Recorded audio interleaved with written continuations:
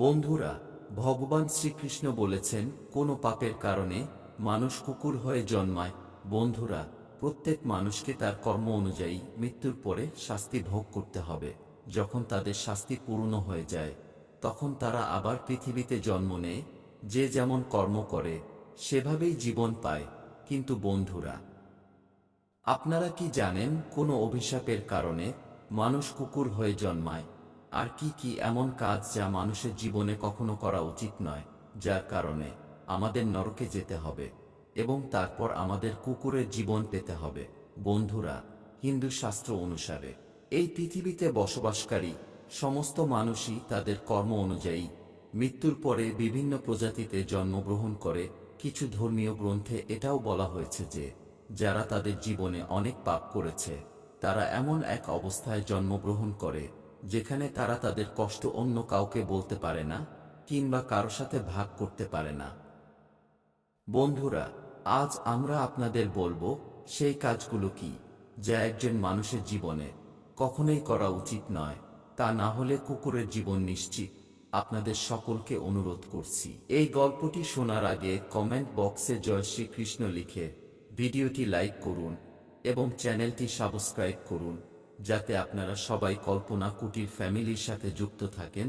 বন্ধুরা, একসময় ভগবান শ্রীকৃষ্ণের প্রিয় রাধারানী তার বন্ধুদের সাথে তার নগর ঘুরতে বেরিয়েছিলেন।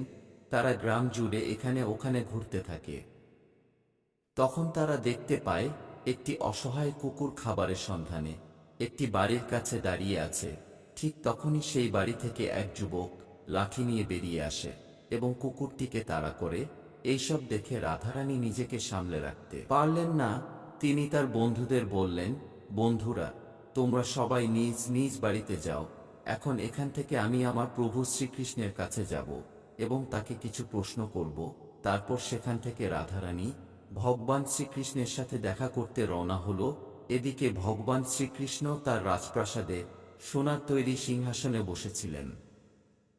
তখন তার প্রিয় রাধারানী রাজভবনে যান এবং ভগবান শ্রীকৃষ্ণকে জিজ্ঞেস করেন, হে প্রভু, আজ যখন আমি আমার গ্রামে বেড়াতে যাচ্ছিলাম তখন আমি দেখলাম যে একটি কুকুর তার দুর্বিষহ জীবন যাপন করছে।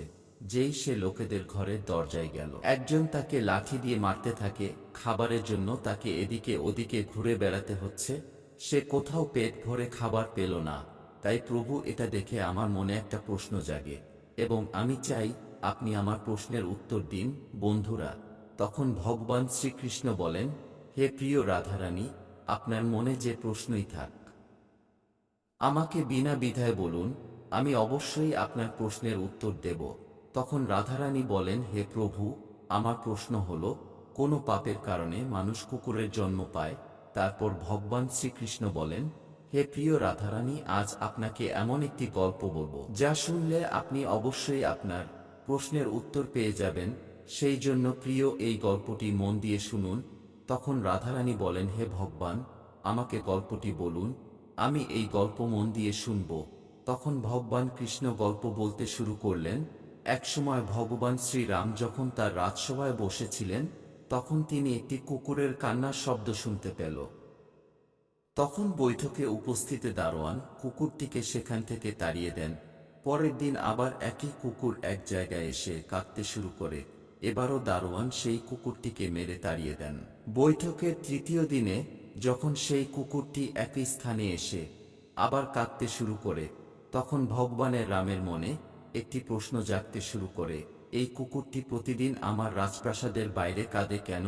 তখন ভগবান রাম কুকুরের কান্নার কারণ জানতে চাইলেন এবং দারোয়ানকে বললেন কুকুরটিকে এখানে ডেকে আনতে। দারোয়ান তার কাছে গিয়ে কুকুরটিকে বলল, ভগবান শ্রীরাম তোমাকে তার দরবারে ডেকেছেন। তখন কুকুর বলল, আমার এমন জন্ম হয়েছে যার মন্দির, রাজভবন, রান্নাঘর এবং গোয়ালঘরের মতো পবিত্র স্থানে যাওয়া উচিত নয়। আপনি বরং গিয়ে ভগবান শ্রীরামকে আমার সাথে দেখা করতে বলুন। তারপর দারোয়ান গিয়ে কুকুরের সমস্ত কথা ভগবান শ্রীরামকে জানালেন। এ কথা শুনে ভগবান শ্রীরাম নিজেই সেই কুকুরটির কাছে যান এবং তাকে বলেন, তুমি আমার রাজপ্রাসাদের বাইরে এসে প্রতিদিন কাঁদো কেন?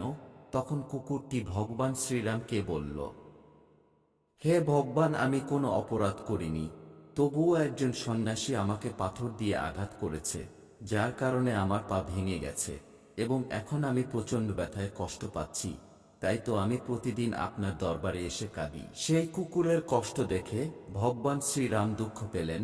তখন ভগবান শ্রীরাম তার দারোয়ানকে ডেকে বললেন, আপনি এখনই যান, সেই সন্ন্যাসী যেখানেই আছে তাকে খুঁজে বের করুন, যত তাড়াতাড়ি সম্ভব তাকে আমার দরবারে নিয়ে আসুন।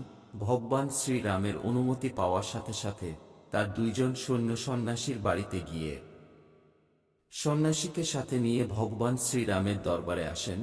তখন ভগবান শ্রীরাম সন্ন্যাসীকে জিজ্ঞাসা করলেন, এটা কি সত্য যে আপনি এই কুকুরটিকে পাথর ছুঁড়েছিলেন, যার ফলে এর পা ভেঙে গেছে আর এখন সে ঠিক মতো হাঁটতে পারছে না? সে কি অপরাধ করেছে যার কারণে আপনি এই অসহায় কুকুরের পা ভেঙেছেন? তখন সন্ন্যাসী বলেন, হে ভগবান, আমি রাস্তা দিয়ে ভিক্ষা চাইতে যাচ্ছিলাম, তখন এই কুকুরটি আমার ভিক্ষার ঝুলি স্পর্শ করেছিল। এতে আমি রেগে যাই এবং একটি পাথর তুলে জোরে আঘাত করি, যার কারণে তার পা ভেঙে যায়। সন্ন্যাসীর কাছ থেকে এই কথা শুনে শ্রীরাম বলেন, আপনি কি জানেন, তারা অজ্ঞান প্রাণী, পেট ভরার জন্য তারা এসব করে। তাদের এতটা বুদ্ধি নেই যে এই কাজটি করা উচিত না। আর যদি কুকুরটি আপনার ভিক্ষার ঝুলি ছুঁজেও দেয়, তাতে তার কোনো অপরাধ নেই, এটি তাদের স্বাভাবিক প্রবণতা। আপনি এত ছোট কাজের জন্য এই কুকুরকে এত বড় শাস্তি দিতে পারেন না। আপনি সন্ন্যাসী হয়ে কুকুরের পা ভেঙে অপরাধ করেছেন, তাই আপনি অপরাধী। এরপর ভগবান শ্রীরাম সেই কুকুরটিকে বলেন, এই সন্ন্যাসী তোমার অপরাধী, তুমি তাকে যা খুশি শাস্তি দিতে পারো। ভগবান শ্রীরামের এই কথা শুনে কুকুরটি বলল, হে ভগবান, এই সন্ন্যাসীকে কোনো না কোনো প্রাসাদের রাজা করে দেওয়া হোক। তখন ভগবান শ্রীরাম কুকুরের কথা মেনে নিলেন এবং সন্ন্যাসীকে রাজার পোশাক পরিয়ে ঘোড়ায় বসিয়ে একটি প্রাসাদে নিয়ে গিয়ে তাকে সেখানকার রাজা করে দিলেন। সন্ন্যাসী রাজা হয়ে সোনার তরী সিংহাসনে বসে ভাবতে লাগল, রাজার পোশাক পেয়েছি, রাজ্য পেলাম, রাজকোষে থাকা এত সোনা দানাও আমার।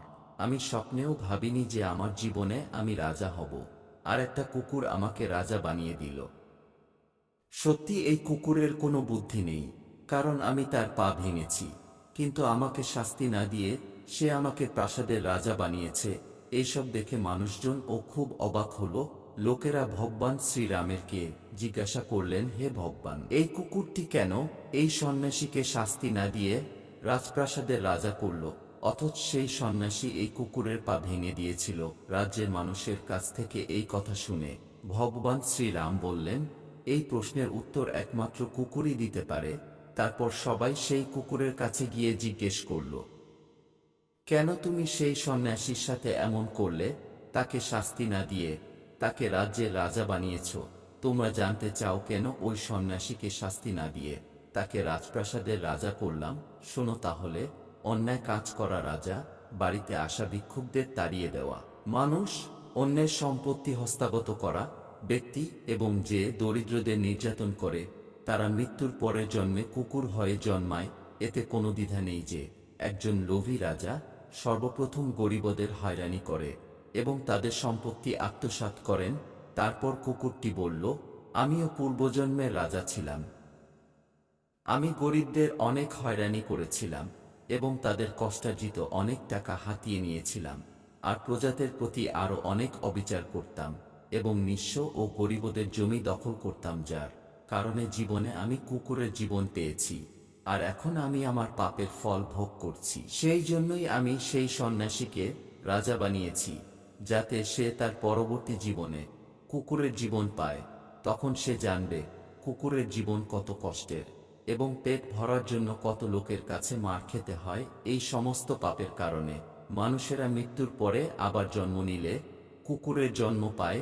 তাই বন্ধুরা, যে কোনো প্রাণীর সাথে ভালো ব্যবহার করুন এবং আপনার সামর্থ্য অনুযায়ী তাদের সাহায্য করুন এবং পুণ্য অর্জন করুন, আর না হলে কুকুরের জন্ম আপনার নিশ্চিত। তো বন্ধুরা, ভিডিওটি কেমন লাগলো অবশ্যই কমেন্ট করে জানাবেন। অবশ্যই চ্যানেলটি সাবস্ক্রাইব করুন। ধন্যবাদ।